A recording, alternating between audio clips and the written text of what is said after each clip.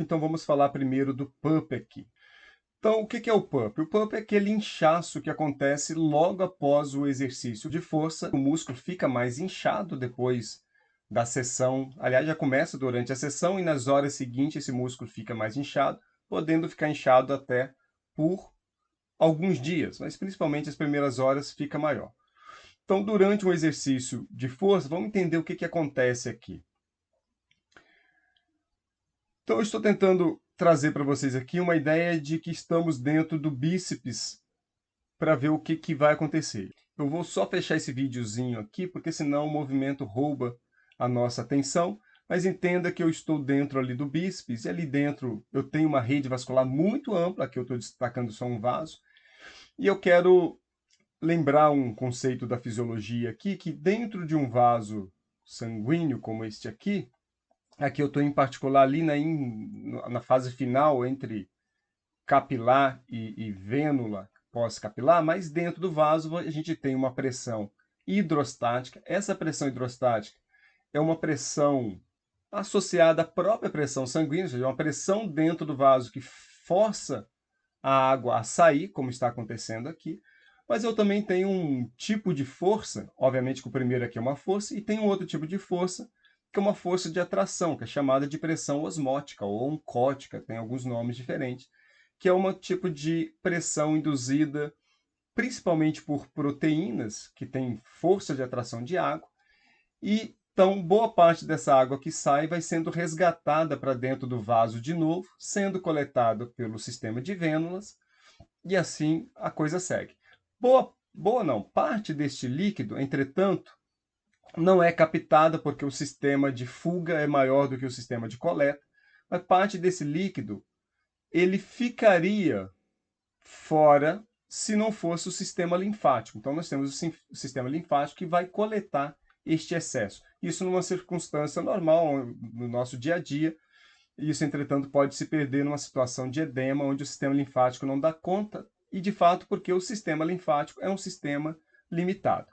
Bom, mas o que eu quero então sugerir aqui é que eu tenho uma pressão que vem da própria pressão sanguínea forçando a água a sair.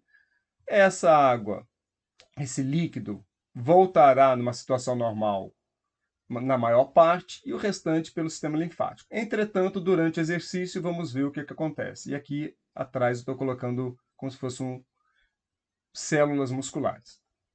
Então, durante o exercício de força, eu tenho um aumento da pressão arterial, portanto, essa pressão hidrostática vai aumentar. Também aumenta o fluxo, e o aumento do fluxo repercute na própria pressão arterial, mas a pressão hidrostática aumenta em virtude disso.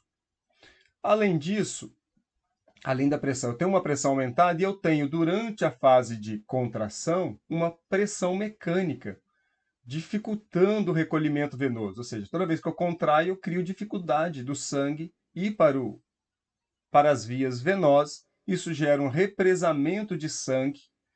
E eu tenho agora um represamento mais uma pressão hidrostática grande, forçando a água a sair. Portanto, a água tende a sair numa boa quantidade. Essa água vai sair dos vasos e vai no sentido das células, em particular no espaço extracelular, no primeiro momento.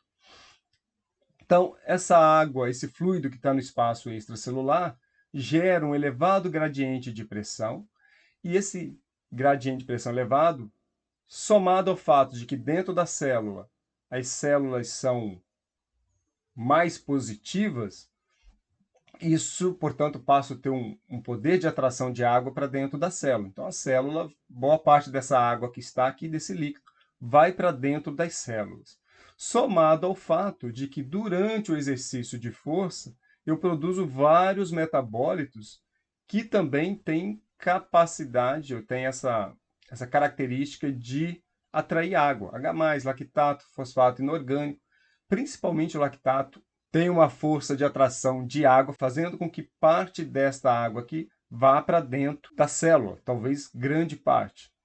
A própria hipóxia, a redução de chegada de oxigênio, também tem efeitos relacionados ao aumento da permeabilidade. A hipóxia pode causar alterações na bomba de sódio e potássio, que por sua vez fará com que parte da água seja atraída, pode causar inflamação, que a inflamação aumenta a permeabilidade. Então, nos próximos dias, parte dessa permeabilidade poderia também ter alguma relação com inflamação.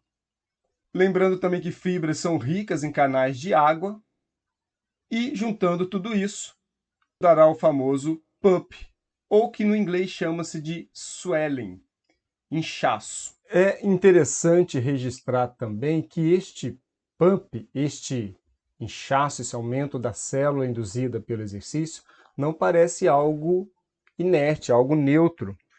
Porque quando uma célula aumenta de tamanho induzido por esse inchaço, há sugestões de que nós temos osmosensores capazes de detectar esse estiramento, este aumento induzido pela quantidade de água. E isso seria percebido pela célula como uma ameaça à integridade da célula, iniciando uma cascata anabólica ou anticatabólica.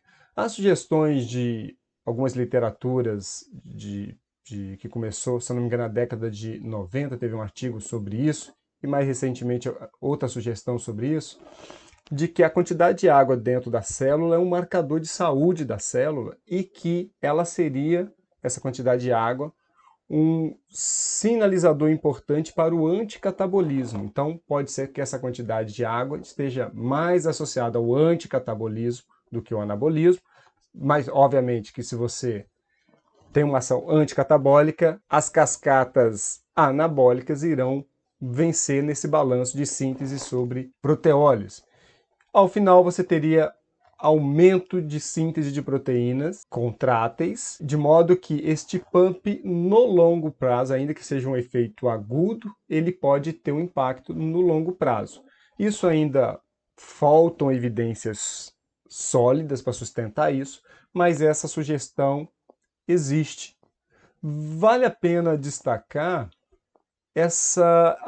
como que o músculo ele é amplamente vascularizado.